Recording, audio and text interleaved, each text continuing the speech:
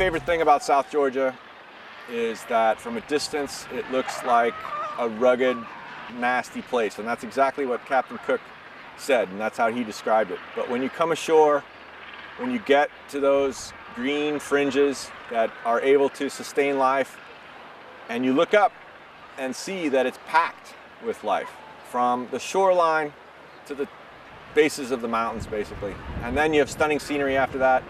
It's a magical place. It's seriously my favorite place on earth.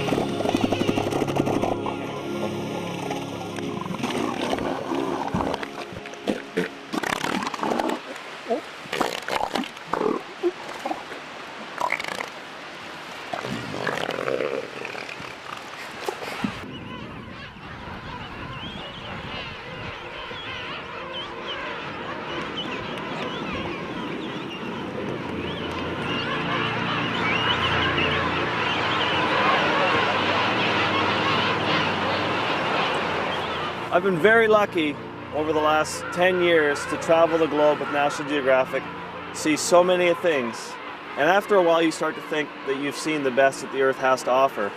And then when we came to South Georgia, I've been absolutely blown away.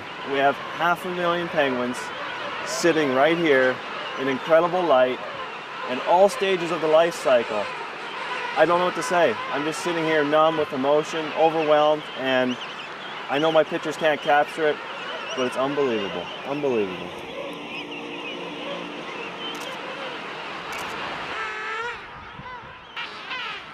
And as you can see, this is one of the best wildlife, well, king penguins walking right in front of me.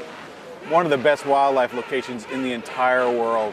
We've got king penguins spread down the beach, fur seals, elephant seals.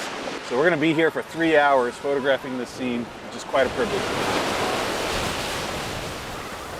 For me, the amazing part of South Georgia is the sheer abundance of seabirds here. There are millions, perhaps 35 million pairs of seabirds breeding in South Georgia. You couple that with the diversity and the relative naivety, the way that we can approach these birds and view them at close range, makes this just an incredible place. I love this place. There's so much life. It's seething with animals right here. That's the wonderful thing about South Georgia. It's isolation. Everything breeds here in this whole part of the Southern Ocean. We're 600 miles from the Falkland Islands, we're 300 miles from the South Orkneys. They don't have many options, so when there is somewhere for them to nest, they come here, and they're here in great numbers.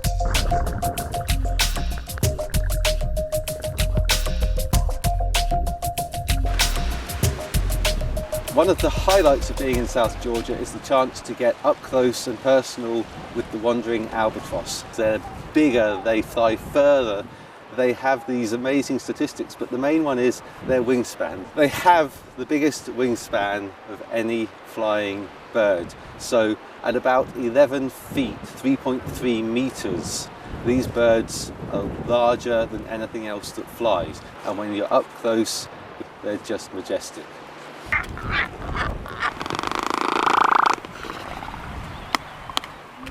feel really grateful to come to the Antarctic and to immerse myself in Shackleton's world, the world that made him into who he was. He had to leave green, flat, rainy, temperate England and go into the great white wilderness.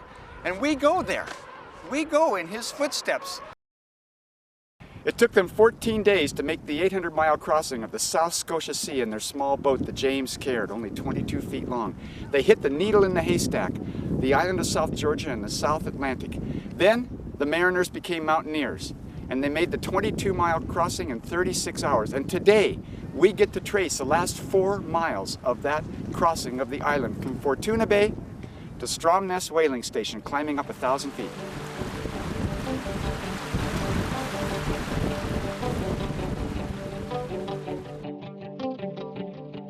Oh, 900 feet elevation now. There's the lake that Tom Crean fell through. It was iced over in May of 1916. He plunged into his waist, got soaking wet. They pulled him out, not a problem. Icy water. They kept going. They were almost there. Nothing was going to stop them now.